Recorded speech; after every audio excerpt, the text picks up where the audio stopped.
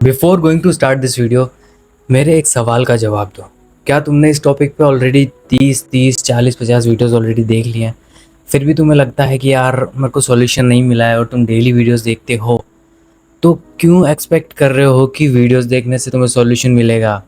Solution videos या content में नहीं है, सॉल्यूशन है तुम्हारे अंदर। मुझे पता है यार, तुम्हारे अंदर ये सवाल ज़रूर आया होगा कि यार भैया कैसे आएगी वो चीज़ अंदर से। तो इस चीज़ को ना थोड़ा सा साइड करते हैं, और जो अभी मैं बताने वाला हूँ ना, उसको तुम थोड़ी देर के लिए सोचो। याद करो वो मोमेंट जब तुम फैपिंग कर चुके होते हो, तुम्हारी स्क्रीन बंद हो चुकी होती है और तुम सोच रहे होते हो मन के अंदर ही अंदर, क्यों किया, क्यों किया, क्यों किया, क्यों किया, क्यों किया। तुम शीशे के सामने खड़े तक नहीं हो पाते हो। आधे घंटे 2 घंटे तुम सोचते रहते हो कि क्यों क्यों मैं इतने दिनों से ट्राई कर रहा हूँ पर फिर भी नहीं हो रहा है। क्यों मैं इतनी सारी वीडियोस देख चुका हूँ फिर भी नहीं हो रहा है। क्यों मैं स्किल ट्रैप के अंदर रोज जाता हूँ, क्यों मैं अपने आप को रोज कोसता हूँ, क्यों मैं इन नेगेटिविटी से बाहर नहीं आ पा रहा हूँ। तुम डिसाइड करते हो कि कल कल से बदल दूंगा खुद को, मैं खुद से अब मैं हारा हूँ। ये गाना सुन के तुम सो जाते हो। नेक्स्ट डे उठते ही तुम्हारे अंदर वही रात वाला रिग्रेट आता है। दिन भर उस रिग्रेट के बारे में सोचते हो। शाम होती है, एक अर्ज आना स्टार्ट होती है। अर्ज बोलती है आर्यन, आर्यन, और तुम फिर अपने इनकॉग्निटो मोड पे जाते हो और तुम फिर से वही चीज़ें सर्च करते हो। और क्या होता है? वही गिल्ट ट्रैप, खुद को शीशे में ना देख पाना, खुद की नज़रों में गिर जाना। और ये सिर्फ तुम्हारे साथ भी नहीं हो रहा है, तुम्हारे जैसे 1000 लड़कों के साथ में, मेरे साथ में, सबके साथ में होता है। अब तुम सोच रहे होगे कि ऐसा होता क्यों है, इतनी ज़्यादा अर्जेस आती ही क्यों हैं। जब तुम इतना ज़्यादा छोड़ने की सोच रहे हो, तुम इतनी ज़्यादा वीडियोस देख चुके हो, तुम इतना ज़्यादा डिसीजन इतनी बार ले चुके हो, फिर भी तुम क्यों नहीं छोड़ पाते हो? तो इसके पीछे का एक सिंपल सा लॉजिक है, तुम्हारी बायोलॉजिकल क्लॉक। सबके अंदर बायोलॉजिकल क्लॉक सेट होती है। जब तुम 14 के, 15 के, 16 के होते हो, तो तुम्हारे अंदर अर्जेस आना नॉर्मल है, दूसरे जेंडर की तरफ आकर्षित होना नॉर्मल है। मुझे पता है तुम्हारे अंदर अब भी ये सवाल आया होगा कि सब नॉर्मल है, तो फिर क्यों हर रात मुझे उस गंदी चीज़ से गुजरना पड़ता है, क्यों मुझे इस गिल्ट ट्रैप से निकलने के लिए इतनी ज़्यादा मेहनत करनी पड़ रही है। तो गलती तुम्हारी बिल्कुल भी नहीं है, गलती है शरण की, जो है साइकोलॉजिकल इंजीनियर, जो तुम्हारे फ़ोन की, सोशल मीडिया की, यूट्यूब की, पॉर्न वेबसाइट के पीछे बैठा है। उसको पता है कि इसकी बायोलॉजिकल क्लॉक कब हिट होती है, इसको क्या चीज़ दिखानी जिससे ये ट्रिगर होता है, कैसे इसके माइंड को कंट्रोल करके इसके उस गिल्ट ट्रैप के अंदर घुमाते रहना है, जिसकी वजह से ये अपना फोकस, अपना सेल्फ रिस्पेक्ट, अपनी सेल्फ एस्टीम को छोड़ दे, एक ज़ॉम्बी बन जाए और जैसा वो बोले वैसा तुम करते जाओ। एंशिएंट टाइम में तुम चले जाओ, पुराने टाइम में तुम चले जाओ, तो तुम देखोगे कि जब बायोलॉजिकल क्लॉक हिट होती थी 15-16 के अंदर, तो तुम्हारे अंदर जब अर्जेस आती थी तो किसी पर्सन के प्रति आती थी। तुम उस पर्सन को पाने के लिए अपने आप को फिजिकली, मेंटली स्ट्रांग बनाते थे, बाकी लोगों से कॉम्पीट करते थे, खुद को एक शौर्यवान योद्धा घोषित करने के लिए, साबित करने के लिए लोगों से लड़ते थे। लिटरली तुमको वहाँ पे साबित करना पड़ता था कि तुमको अगर इस वुमेन को रखना है अपने पास में, तो बाकी कबीले के जितने भी लोग हैं उनसे तुम्हें फाइट करनी पड़ेगी।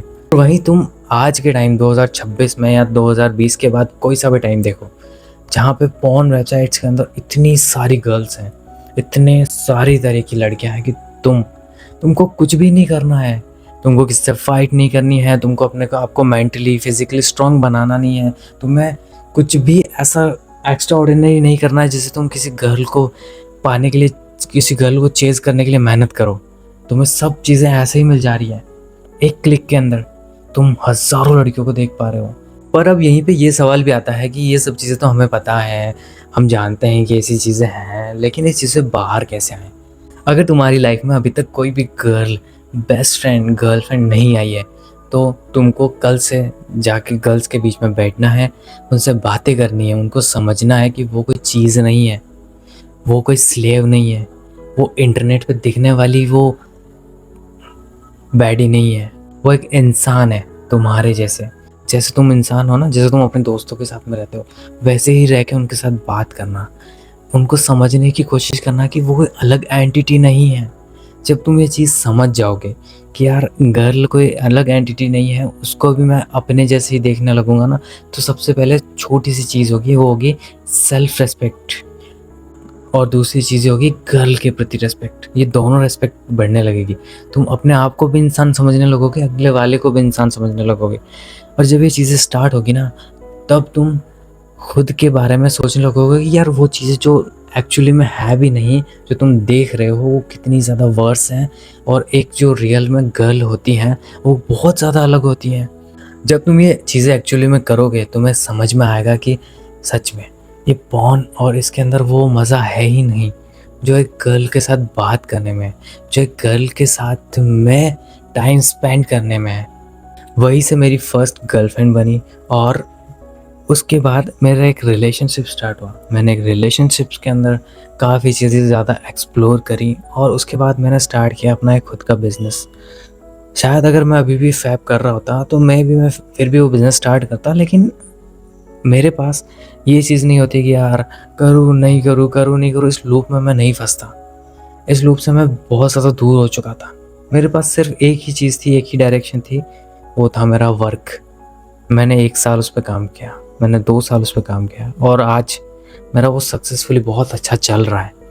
तो मैं इस वीडियो के एंड में, जो ये वीडियो बहुत ज़्यादा लंबी बन चुकी है अनफॉर्चुनेटली सॉरी, लेकिन इस वीडियो के एंड में यही चीज़ बोलना चाह रहा हूँ कि अगर तुम्हें इस लूप से बाहर आना है कि यार करूँ नहीं करूँ, करूँ नहीं करूँ, अर्जेस, तो लिटरली अपनी सेल्फ रिस्पेक्ट पे काम करना स्टार्ट करो, अपने आप पे काम करना स्टार्ट करो, जिम जाओ, और ये चीज़ें ना धीरे धीरे अपने आप चीज़ें बाहर निकलने लग जाएगी। जब तुम्हारे पास टाइम ही नहीं होगा इन चीज़ों को सोचने का, तुम इतने ज़्यादा थक जाओगे कि तुम पढ़ते ही सो जाओगे। तुम जब 4 घंटे की 3 घंटे की नींद लोगे ना, तब तुम्हें ये चीज़ें बहुत ज़्यादा घटिया लगेंगी। तुम्हें लगेगा कि तुम्हारी सेल्फ वर्थ यहाँ है और ये चीज़ें वहाँ एकदम गटर में, नीचे कोने में है। अगर तुम्हें चाहिए कि स्टेप बाय स्टेप कैसे इस चीज़ को कॉन्कर करें, कैसे इस चीज़ से बाहर आएँ, और तुम्हें एक कंपटीशन, हेल्दी कंपटीशन, मतलब तुम मेरे साथ कंपटीशन कर रहे हो, तुम्हें लगे कि यार मेरे साथ कोई और बंदा चल रहा है, अगर तुम इस चीज़ को चाहते हो तो कमेंट में लिख देना अपनी प्रॉब्लम्स, अब तुम्हारी लाइफ की ट्रैजेक्टरी, और मैं सोच रहा हूँ इसके ऊपर एक छोटा सा कोर्स लाने की। अगर तुम्हें लगता है कि यार लिटरली तुम्हें ज़रूरत है उस कोर्स की, तो तुम कमेंट कर देना कोर्स। हम मिलते हैं नेक्स्ट वीडियो में। Till then as usual, never settle at one thing, be productive, be seamless. Never settle का मतलब यही होता है कि तुम कभी भी एक चीज़ से कॉम्प्रोमाइज़ नहीं करो। अपनी सेल्फ को लगातार बदलते रहो, अपनी आइडेंटिटी को इम्प्रूव करते रहो। अगर तुम ये नहीं करोगे तो तुम ऐसा साइड कर दिए जाओगे दुनिया से।